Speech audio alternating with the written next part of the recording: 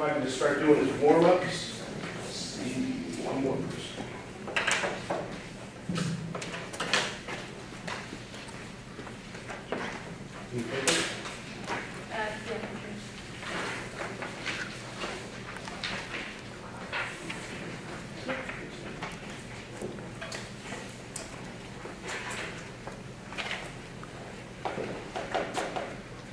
Okay, you got a blank sheet of paper.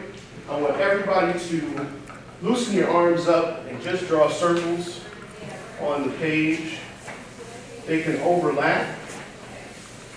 They can fill up the entire page. They can be big, they can be small. Just work out a few circles. What you want to watch for is to make sure that your circles don't give you the tomato effect. You want your circles to start and end in a way that you can't really tell where they start and end. This is you gaining control of your sketching technique, your sketch stroke. Go through a couple more times. It doesn't just have to be a single line. You're trying to master the curve. So go through it a couple times, not just one single circle, but try to round it a couple times. Just to get that curve going. Yes? No, that's you're welcome. Circles, circles, circles.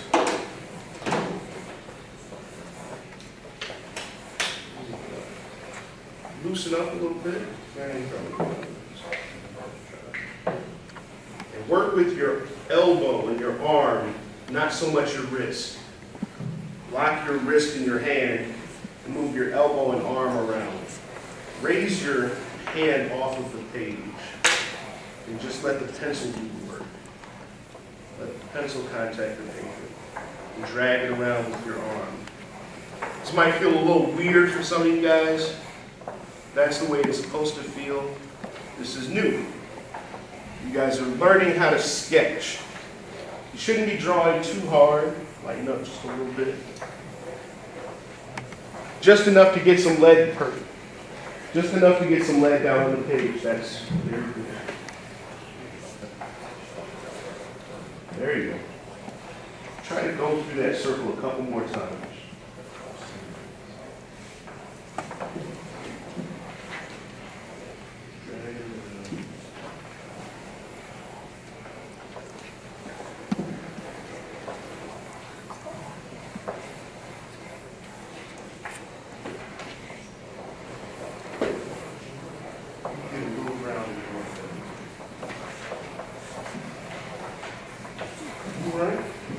Good warm-ups, good warm-ups. These are good for you guys to do like when you actually sit down and start to draw. This is a good way just to see where your arm is and where your hand-eye coordination is going to be for that drawing session. So it's a good way just to zone in on what you're about to do.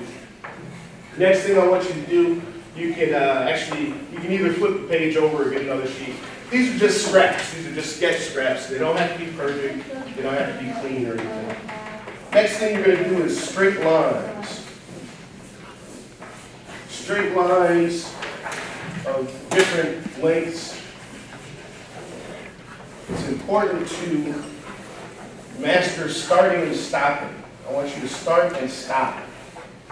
Start the line and stop the line, and then pull your pencil off of the page. Don't just fly off the page, because you're trying to get control of your pencil. You're trying to get control of your stroke. So start and stop the line. Start and stop the line. Stop. Stop. Doesn't have to be fast. I mean, it's good. You're going to want it to be fast enough so that it stays straight, but not too fast that you lose control of it. Again, just like with the circles, if you lock your wrist in your hand and move your elbow, move your arm across the page, you'll probably end up with a straighter line. Give me some longer ones. Work with the wrist.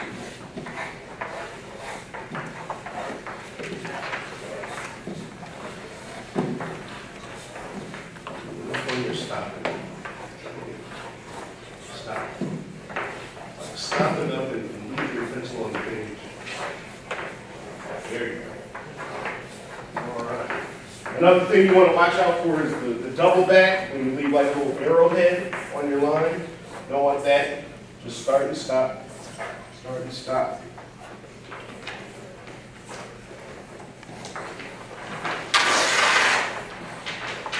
Now, if you combine those two, you can build what's called a cylinder.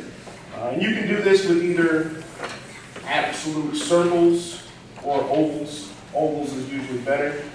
You combine one oval, another oval, and then a straight line. And this is where starting and stopping comes in. You can build a cylinder. You have an eraser, so you can erase one of these lines and have more of a three-dimensional shape. So go to another page. I want you to draw several cylinders. Big ones, little ones, short ones, fat ones. You can turn them around.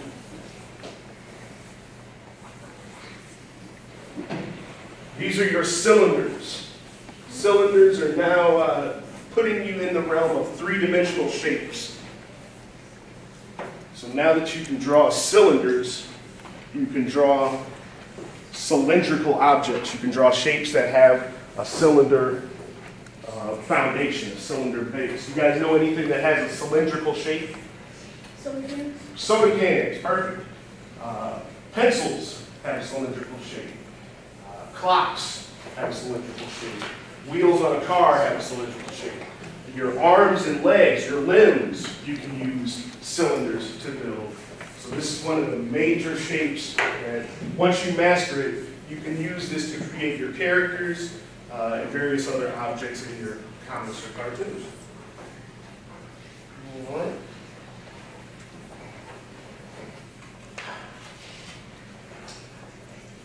Beyond cylinders, there are cubes. And these are fun. You can just draw a square or a rectangle. Repeat that shape. And then connect the corners.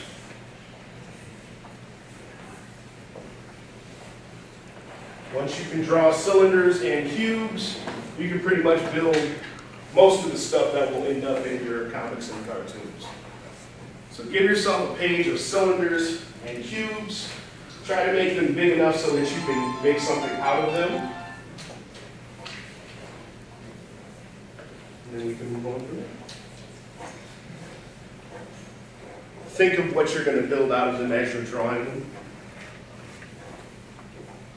You don't have to attach it so tightly to the shape itself. It doesn't have to be a soda can. It could be a robot or, you know, Bart Simpson or whatever you want. It doesn't just have to be a boring can or a cup.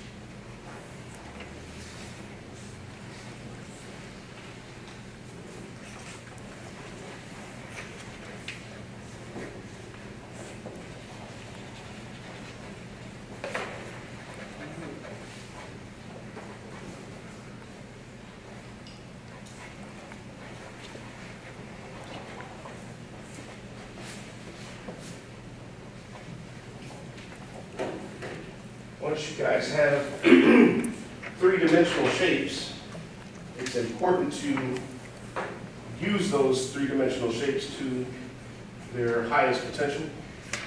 What you can put in your drawings is a light source. And since you have a three-dimensional shape, you can have not just a light source, but you can have shadows. Your shapes can cast shadows and show the depth of their own form. So figure out where your light source would be, where your sun would be, or your little light bulb. And you can cast a shadow opposite of that shape on the ground underneath it. This will become really important when you're coloring your work. Probably won't get to that today. Coloring your work is dealing with the light and shadow of the objects. So if you want, you can work some of those shadows in there. You can already see how that invites you or invites your viewer further into your drawing.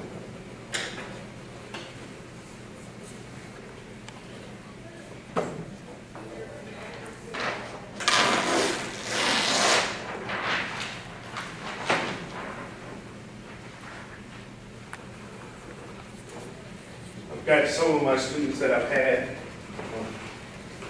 WK has been in all of my classes. I've got a new student who just joined us last week. So I have to go back and teach you guys some of the stuff that we learned a while ago. Do you guys draw faces? Everybody draws faces? Okay. Let's go over faces. Get a scratch sheet of paper or regular sheet of paper. And this is one way to build your faces. And you can build your faces however you want. This is just a standard way that's taught by most comic book and cartoon instructors. So the first thing I want you to do, draw a circle or an oval, whichever shape you wish. And I want you to cut that shape in half. Now, draw as lightly as possible in pencil, because most of the stuff you're going to erase after you finish up your drawing. Your guidelines and stuff are just there so you know where to put your different facial features. So draw your shape, cut it in half, cut those halves in half. You're going to do the same thing along.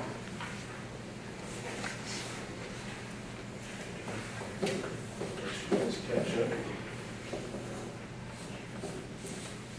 You probably want to work on a different sheet of paper just because you'll have more space to make a face out of this.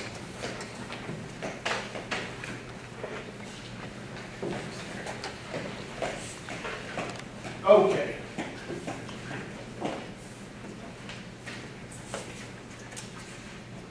Now, the standard is this halfway line and the halfway point there where those lines cross. That's where you're standardly, you're normally going to have your eyes. And your nose is going to be on that cross line below it. But this is cartoon, so you can exaggerate as much as you want. You can put your eyes way up here, you can put your nose way down there. These are just the lines to give you symmetry. Symmetry is still important in cartoons, even though you can exaggerate it as much as you want. So put your eyes in.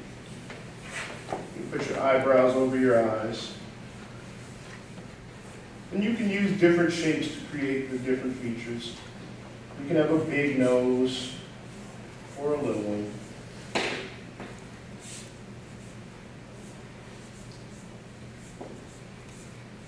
Mouth underneath.